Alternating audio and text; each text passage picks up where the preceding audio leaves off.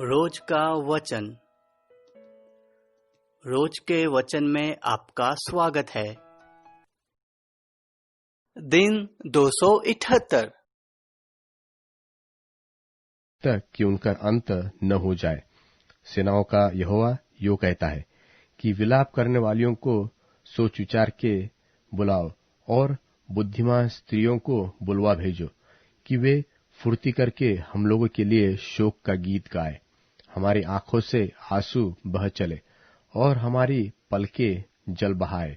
सियोन से शोक का यह गीत सुन पड़ता है कि हम कैसे नाश हो गए, हम क्यों लज्जा में गड़ गए हैं, क्योंकि हमको अपना देश छोड़ना पड़ा, हमारे घर गिरा दिए गए हैं। इसलिए हे स्त्रियों, यहोवा का यह वचन सुनो और उसकी यह आज्ञा मानो कि तुम अपनी अपनी बेटियों को शोक का गीत और अपनी अपनी पड़ोसनों को विलाप का गीत सिखाओ, क्योंकि मृत्यु हमारी खिड़कियों से होकर हमारे महलों में घुस आई है, कि हमारी सड़कों में बच्चों का और चौकों में जवानों को मिटा दे। तू कह कि यहोवा की वाणी यो हुई है कि मनुष्यों की लोथें ऐसी पड़ी रहेंगी जैसा खाद खेत के ऊपर और पुलिया काटने वाले के पीछे पड़ी रहती है, और उनका कोई उठाने वाला न होगा। यहोवा यो कहता है कि न तो बुद्धिमान अपनी बुद्धि पर घमंड करे, और न वीर अपनी वीरता पर, न धनी अपने धन पर घमंड करे, परंतु जो घमंड करे वह इसी बात पर घमंड करे कि वह मुझको जानता है, और यह समझता है कि यहोवा वही है जो पृथ्वी पर करुणा, न्याय और धर्म के काम करता है, क्योंकि मैं इन्हीं बातों से प्रसन्न रहता हूँ। यहोवा की यही वाणी है। देखो, यहोवा की यह भी वाणी है कि ऐसे दिन आने वाले हैं कि जिनका खतना हुआ है उनको खतना रहितों के समान दंड दूंगा, अर्थात मिस्रियों, यहूदियों, एदोमियों, अम्मोनियों, मोआबियों को, और उन वनवासियों के समान जो अपने गाल के बालों को मुंडा डालते हैं, क्योंकि सब अन्य जाति वाले तो खतना रहित है, और इस्राएल का सारा घराना भी मन में खतना रहित है।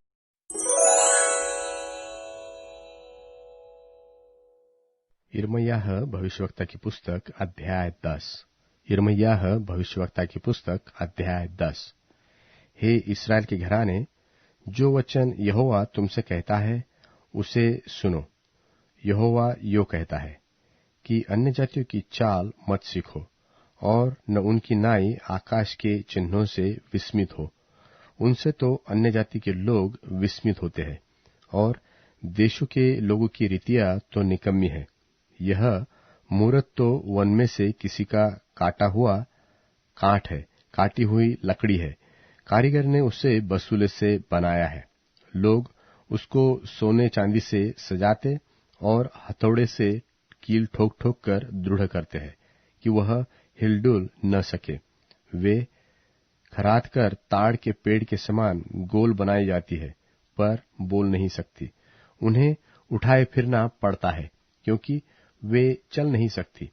तुम उनसे मत डरो, क्योंकि वे न तो कुछ बुरा कर सकती है और न कुछ भला। हे यहोवा, तेरे समान कोई नहीं है। तू तो महान है, और तेरा नाम पराक्रम में बड़ा है। हे सब जातियों के राजा, तुझसे कौन न डरेगा, क्योंकि यह तेरे ही योग्य है। और अन्य जातियों के सारे बुद्धिमानों में और उनके सारे राज्यों में तेरे समान कोई नहीं है, परंतु वे पशु सरीखे निरे मूर्ख ही है। निकम्मी वस्तुओं की शिक्षा क्या, वे तो काठ की है। पत्थर बनाई हुई चांदी तार्शीश से लाई जाती है, और सोना उफाज से जो कारीगर और सुनार के हाथों की कारीगरी है। उनके पहरावे नीले और बैंजनी रंग के वस्त्र है। निदान उनमें जो कुछ है वह निपुण कारीगरों की कारीगरी है। परंतु यहोवा सचमुच परमेश्वर है, जीवता परमेश्वर और सदा का राजा वही है।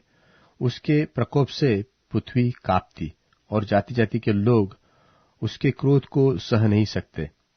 तुम उनसे ऐसा कहना कि ये देवता जिन्होंने आकाश और पृथ्वी को नहीं बनाया वे पृथ्वी के ऊपर से और आकाश के तले से नष्ट हो जाएंगे। उसने पृथ्वी को अपनी सामर्थ्य से बनाया और जगत को अपनी बुद्धि से स्थिर किया और आकाश को अपनी प्रवीणता से तान दिया है। जब वह बोलता है तब आकाश में जल का बड़ा शब्द होता है। वह पृथ्वी की छोर से कुहरे उठाता है। वह वर्षा के लिए बिजली चमकाता है और अपने भंडार में से पवन चलाता है। सब मनुष्य पशु सरीखे ज्ञान रहित है। सब सुनारों की आशा अपनी खोदी हुई मूर्तों के कारण टूटती है, क्योंकि उनकी ढाली हुई मूर्तें झूठी है और उनमें सांस है ही नहीं। वे तो व्यर्थ और ठट्ठी ही के योग्य है। जब उनके दंड का समय आएगा तब वे नाश होंगी, परंतु याकूब का निज भाग उनके समान नहीं है, क्योंकि वह तो इन सब का सृजनहार है और इस्राएल उसके निज भाग का गोत्र है। उसका नाम सेनाओं का यहोवा है। हे घेरे हुए नगर की रहने वाली, अपनी गठरी भूमि पर से उठा ले, क्योंकि यहोवा यो कहता है कि मैं अब की बार इस देश के रहने वालों को मानो गोफन में धर के फेंक दूंगा और उन्हें ऐसे ऐसे संकट में डालूंगा कि उनकी समझ में भी नहीं आएगा। मुझ पर हाय, मेरा घाव चंगा होने का नहीं। फिर मैं सोचता हूं कि यह तो मेरा ही रोग है, इसलिए मुझको इसे सहना ही होगा। मेरा तंबू लूट गया और सब रस्सियां टूट गई। मेरे लड़के बाले निकल गए और नहीं मिलते। अब कोई नहीं रहा जो मेरे तंबू को ताने और मेरी कनाते खड़ी करे, क्योंकि चरवाहे पशु सरीखे हो गए हैं और उन्होंने यहोवा को नहीं पुकारा। इसी कारण वे बुद्धि से नहीं चलते और उनकी सब भेड़ें तितर बितर हो गई है। एक शब्द सुनाई देता है, उत्तर की दिशा से बड़ा हुल्लड़ मच रहा है। वह आ रहा है ताकि यहूदा के नगरों को उजाड़कर गिद्दड़ों का स्थान बना दे। हे यहोवा, मैं जान गया हूं कि मनुष्य की गति उसके वश में नहीं है। मनुष्य चलता तो है, परंतु अपने पैर स्थिर नहीं कर सकता। हे यहोवा, मेरी ताड़ना पर विचार कर, परंतु क्रोध में आकर नहीं। कहीं ऐसा न हो कि मैं नाश हो जाऊं। जो जाति तुझे नहीं जानती और जो कोई तुझसे प्रार्थना नहीं करती, उन्हीं पर अपनी जलजलाहट उंडेल, क्योंकि उन्होंने याकूब को निगल लिया, वरन उसे खाकर अंत कर दिया और उसके निवास स्थान को उजाड़ दिया है।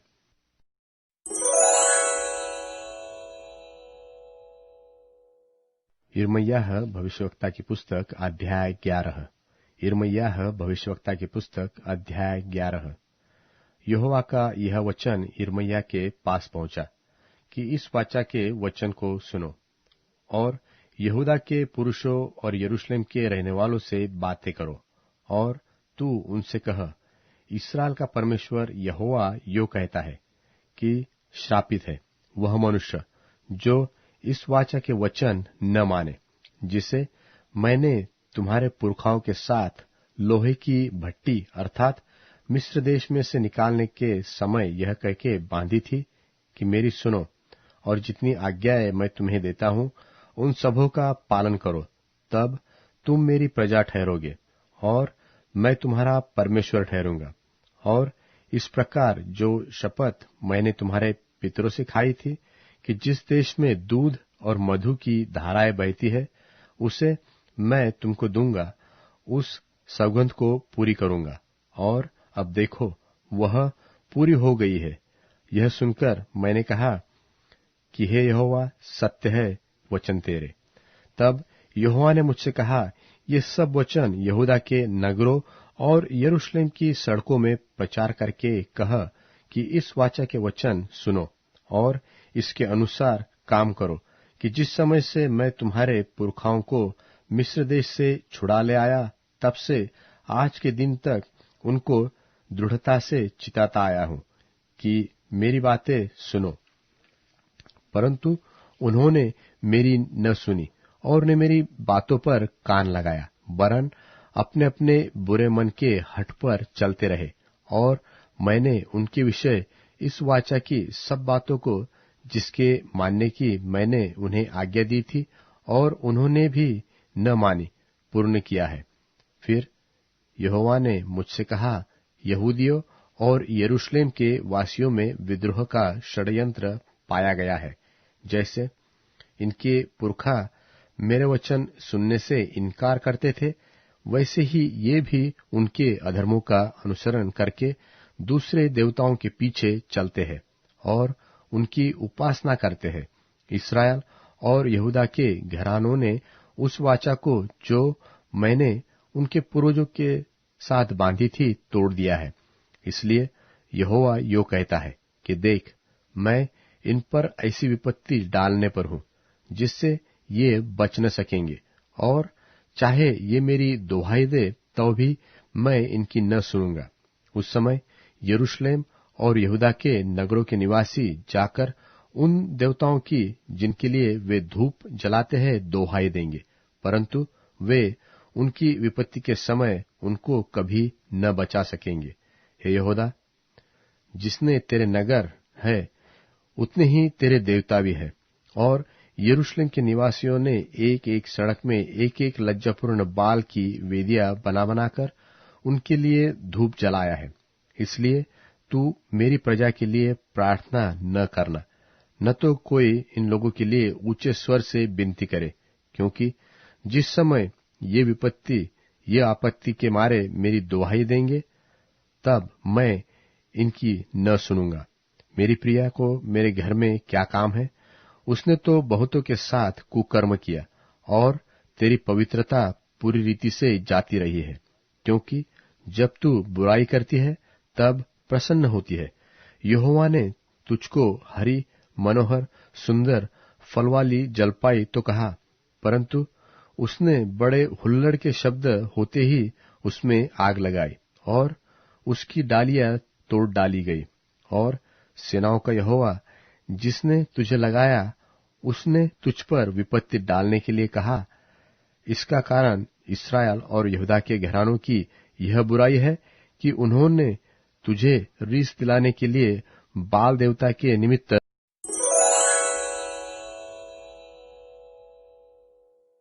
अब मैं उन दुखों के कारण आनंदित हूँ जो तुम्हारे लिए मुझे होते हैं, और मसीह के दुखों की कमी उनकी देह अर्थात चर्च के लिए अपनी देह में पूरी कर देता हूँ। तुम गैर यहूदियों को अपना संदेश पूरी भरपूरी के साथ देने के द्वारा परमेश्वर ने मुझे चर्च की सेवा करने की जिम्मेदारी दी है। ऐसा उस रहस्य के कारण है जो युगों से छिपा था, लेकिन अब उनके पवित्र लोगों पर प्रकट हुआ है। परमेश्वर ने बताना चाहा कि गैर यहूदियों में कीमती महिमा में रहस्य क्या है। वह रहस्य यह है कि मसीह जो महिमा की आशा है हम में रहते हैं, क्योंकि यह एक भेद है। यीशु तुम में है और तुम्हारा यह भरोसा भी है कि तुम उनकी महिमा के हिस्सेदार बनोगे।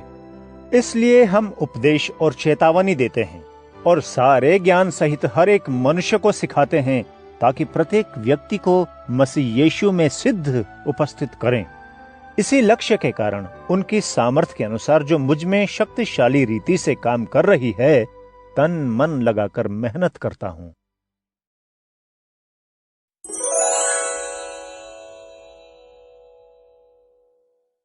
कुलुसियों अध्याय 2। जिन्होंने मेरा मुंह नहीं देखा है और जो लौदीकिया में हैं, उन्हें मैं ये बताना चाहता हूं कि तुम्हारे लिए मुझे कितना अधिक संघर्ष करना पड़ता है। तुम प्रेम में आपस में गठकर अपने मन में प्रोत्साहित हो, ताकि समझ के पूरे आश्वासन की दौलत और परमेश्वर पिता और यीशु मसीह के रहस्य के पूरे ज्ञान में प्रवेश कर सको। यीशु मसीह में बुद्धि और ज्ञान का सारा खजाना छुपा हुआ है। मैं ये इसलिए कहता हूं ताकि भरमा देने वाले शब्दों से तुम्हें कोई धोखा न दे सके। हालांकि मैं देह में तुम्हारे साथ नहीं हूं, फिर भी मैं आत्मा में तुम्हारे साथ हूं। मैं मसीह में तुम्हारे मजबूत विश्वास की स्थिरता और अनुशासन को देखकर खुश हूं।